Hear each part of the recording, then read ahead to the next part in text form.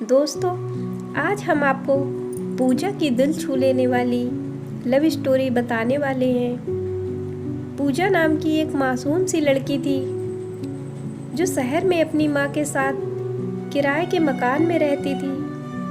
उसके पिता अब नहीं रहे। कुछ साल पहले कोयले की खदान में दबकर मौत हो गई। अब घर में केवल पूजा और उसका छोटा भाई और माँ रहते हैं। पूजा अपने घर के खर्चे चलाने के लिए कॉल सेंटर में जॉब करती है। जिस कॉलोनी में पूजा रहती थी उसी कॉलोनी में अमन नाम का लड़का रहता था जो पूजा को पसंद करता था, लेकिन पूजा दिल की बात बताने से डरता था। एक दिन पूजा की माँ सीढ़ियों से गिर जाती है, जिसके कारण पूजा की माँ का दाहिना हाथ टूट जाता है।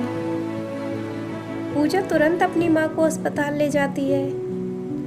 डॉक्टर ने पूजा की माँ को 1 महीने आराम करने को कहा। पूजा अपनी माँ की देखभाल करने लगी और इसी वजह से वह अपनी कॉल सेंटर की जॉब पे नहीं जा पा रही थी।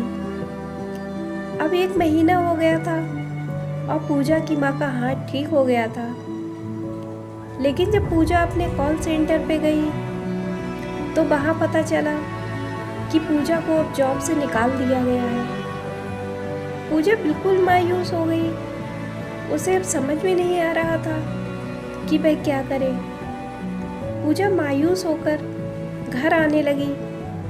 तभी अमन ने पूजा को देखा कि आज वह बहुत ही मायूस दिख रही है। अमन सीधा पूजा के सामने चला गया। उससे कहने लगा, अमन, पूजा जी आप बहुत मायूस लग रही हो, क्या हुआ? पूजा, आप कौन हो? मैंने आपको पहचाना नहीं। अमन, मेरा नाम अमन है और मैं आपके ही कॉलोनी में उस सामने वाली बिल्डिंग में रहता हूँ। पूजा, राकेश अंकल के घर में रहते हैं?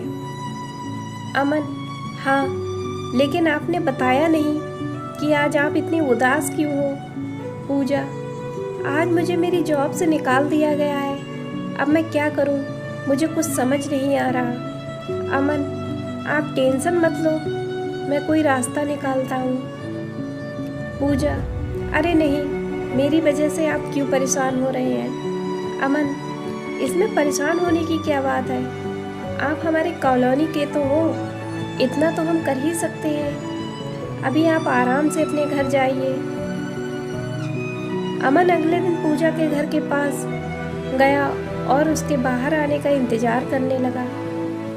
थोड़ी ही देर बाद पूजा की नज़र अमन पे पड़ती है तो वह अपने घर से बाहर निकलती है। अमन उसे बताता है कि इस शहर में मेरे पापा के दोस्त का एक रेस्टोरेंट है और वहाँ के रिसेप्शन काउंटर पे एक लड़की की ज़रूरत है। तो मैंने अंकल से बात करके तुम्हारे बारे में उन्हें बताया और वो तुम्हें काम पे रखने के लिए मान गए। ये सुनकर पूजा की खुशी का ठिकाना नहीं रहा। उसने अमन को थैंक यू कहा और पूजा की काम पे कब जाना है। अमन ने कहा, ऐसा करो, आप मेरे फ़ोन नंबर ले लो और कल 10 बजे आप मुझे कॉल करना। मैं आपको अंकल के रेस्टोरेंट पे ले जाऊंगा। पूजा काम पे जाने के लिए 9 बजे तैयार हो गई और उसने अमन को कॉल किया। अमन अपनी बाइक लेकर आया और पूजा को अंकल के रेस्टोरेंट ले गया। वहाँ अंकल ने पूजा को काम के बारे में बताया और कहा कि रात के 8 बजे तुम्हें काम से छुट्टी मिल जाएगी। अमन ने पूजा से कहा, मैं तुम्हें 8 बजे लेने आऊँगा। इतना कहकर अमन वहाँ से चला जाता है। रात के 8 बजते ही अमन रेस्टोरेंट पहुँच गया और पूजा के बाहर आने का इंतज़ार करने लगा। थोड़ी देर में पूजा बाहर आती है। अमन ने पूजा को बाइक पे बैठाया और उसे उसके घर तक छोड़ दिया। पूजा ने अमन से कहा, मुझे घर छोड़ने के लिए थैंक यू, लेकिन कल से मैं खुद आ जाऊंगी। आपको परेशान होने की कोई ज़रूरत नहीं है। अमन मुस्कुराते हुए वहाँ से अपने घर चला गया। अगले दिन अमन सोचने लगा कि वह पूजा को लेने के लिए रेस्टोरेंट जाए या नहीं। लेकिन बहुत सोचने के बाद जैसे ही रात के 8 बजते हैं, अमन उस रेस्टोरेंट के पास पहुंच जाता है।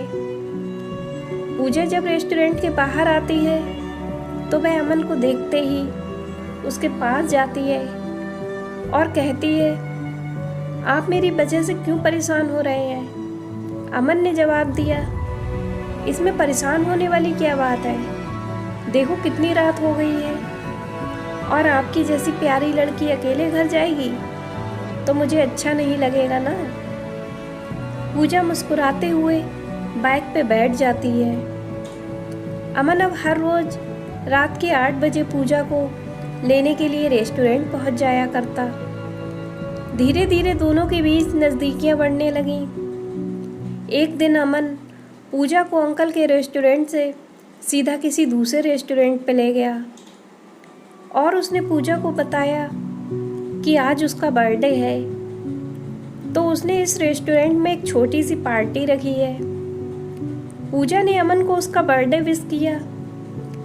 अमन पार्टी तुरंत खत्म करके पूजा को उसके घर तक छोड़ने के लिए निकल गया। जैसे ही पूजा अपने घर के पास पहुंची तो अमन ने पूजा से कहा, अमन, पूजा मुझे आपसे कुछ कहना है।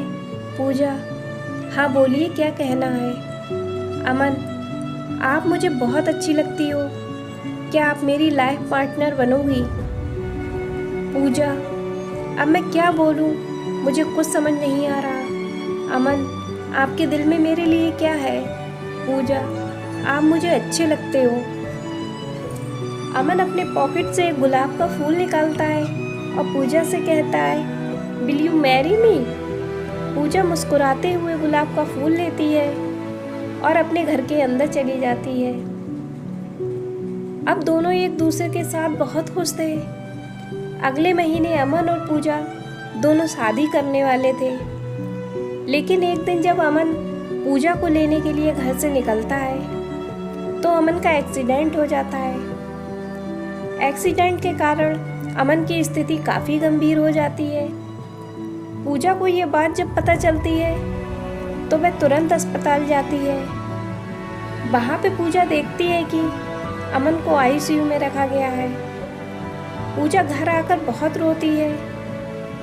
2 दिन आईसीयू में रहने के बाद अमन की डेथ हो जाती है और अमन की डेथ की खबर जैसे ही पूजा को मिलती है तो वह अंदर से टूट जाती है।